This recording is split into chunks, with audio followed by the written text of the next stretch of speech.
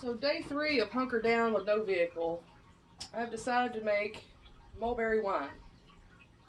And I made these 2 pint jars earlier. Well, I have another one over there. So it's the most simple recipe I could find on YouTube that didn't involve yeast or any kind of elaborate setup. It's basically just sugar water poured over fresh fruit. Uh, that's pretty much all it is. So what I'm going to do is show you all how I've been doing this.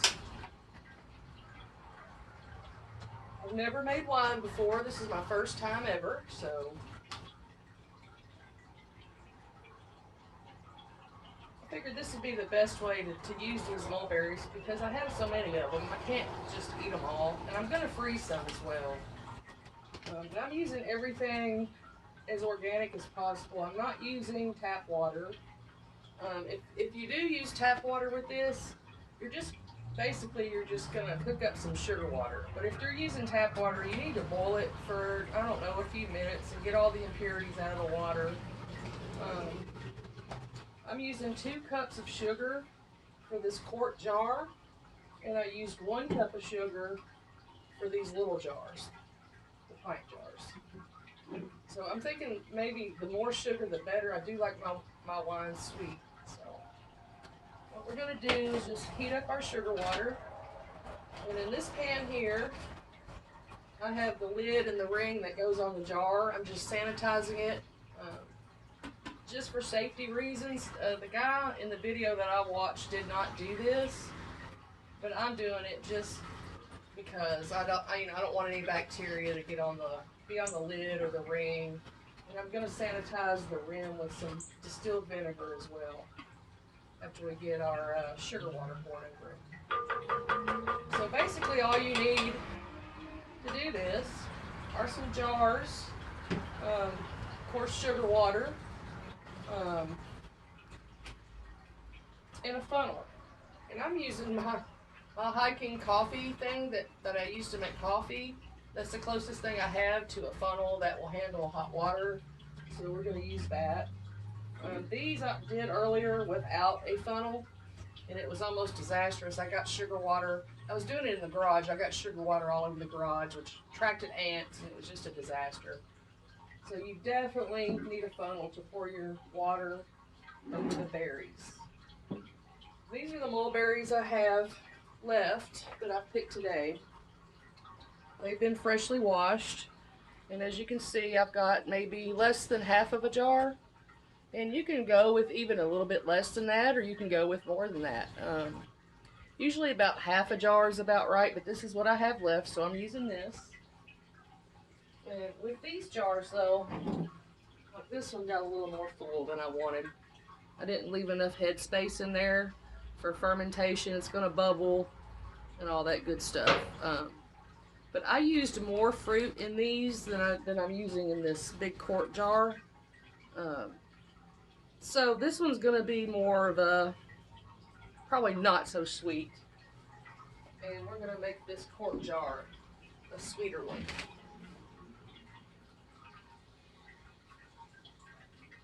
And you don't, like I said, you don't have to get this to boiling. You just want to get it heated up enough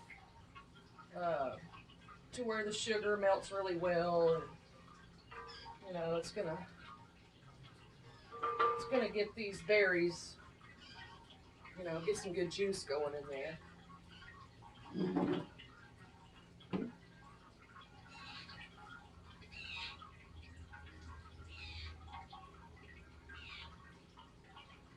Well, I've had 3 days of hunkering down, and I sure have managed to stay busy and still haven't gotten everything done that I wanted to do. And, the lazy bug kind of hits you too when you're stuck at home. Like I was laying out in the sun today and I just laid there. But I needed the rest, and I gotta go back to work tomorrow, so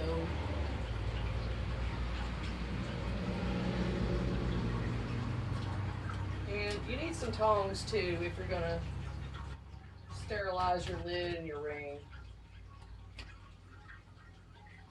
Which, like I said, I don't think this really has to be done, but I'm just being extra cautious about bacteria, botulism, that kind of thing. It's not, we're not actually canning anything. And this will turn into alcohol, which kills anything. And you want to make sure you don't have any bugs, no gnats. They say that one gnat in here would turn this into pure vinegar. So just really be careful about that.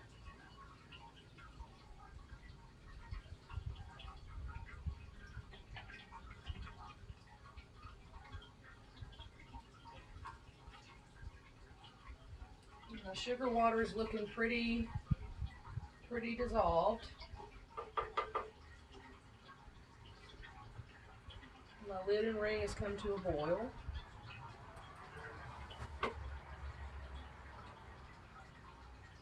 Just wanted to get this pretty hot.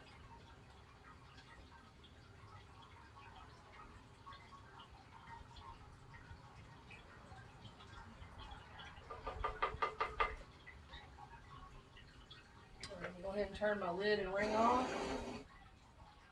It's boiling.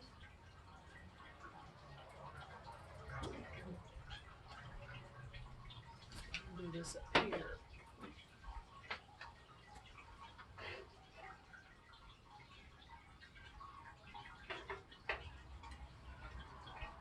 It's good and steamy, so I guess it's pretty good. But it doesn't have to be to a boil, like I said, unless you're using tap water, I would probably boil it for a minute or two.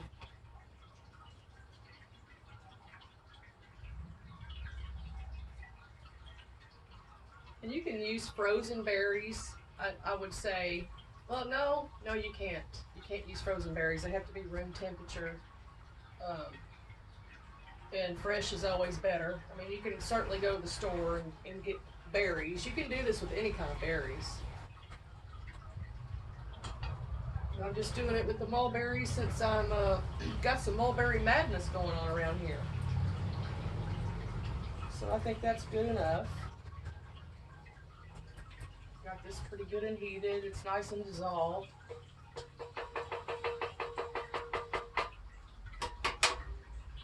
Touch that.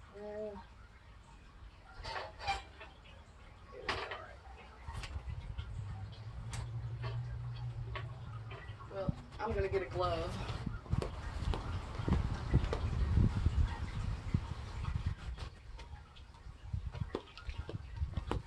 Handle is a little bit hot. So I'm just gonna kind of slowly pour this.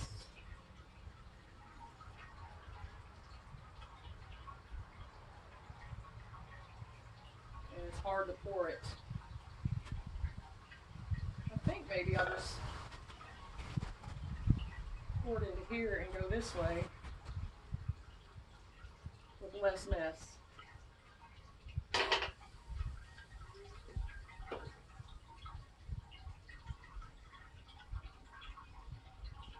And we're going to want to fill it to about right here to the shoulder.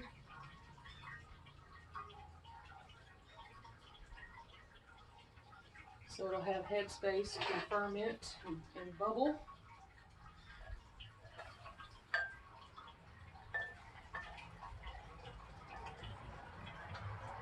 You're going to have ants all over the place after this, unfortunately.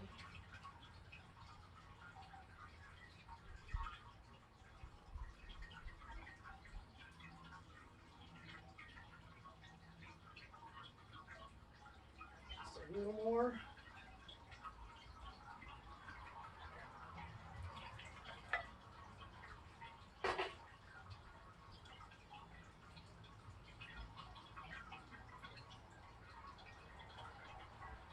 I used organic sugar in this. I don't know if I mentioned that or not.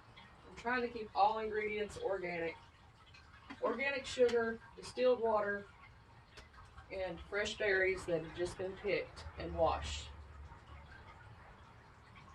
So now I'm gonna, it's really hot. I'm gonna go ahead and throw the lid and the ring on.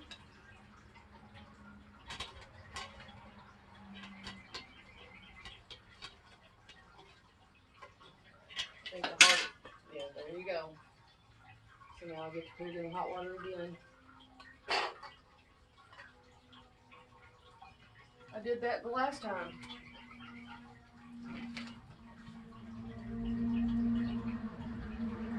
The ring I'm not so much worried about, is the top. And you know what I forgot to do?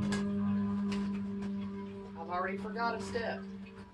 It's really, it's really not necessary, I don't think. I'm just going to do it anyway. I want that rim to be sterilized. I'm going to go ahead and turn this back on too.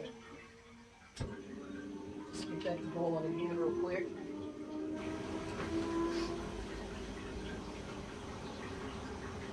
Although I'm sure it's probably fine. I'm just going to dab this with vinegar, go around the rim.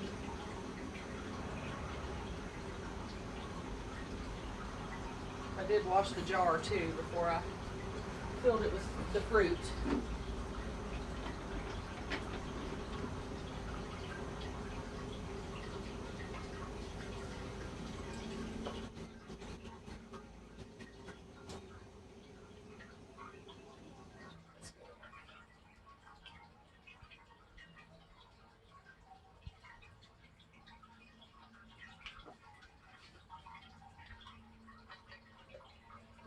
There, ring.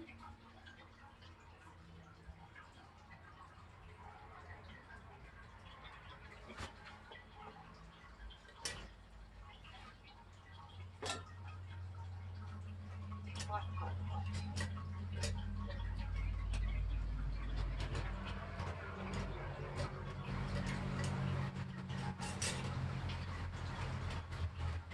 Go ahead and seal it pretty tight.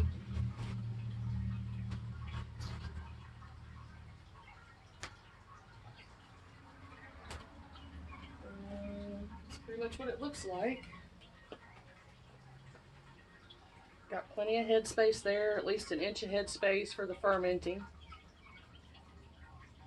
And as you can see, it's already turning. So what we're going to do is we're going to store these in a dark place for about 2 to 3 weeks, and then we're going to check on them. Of course, I'll be checking on them periodically anyway, because I'll be curious to see what they're doing.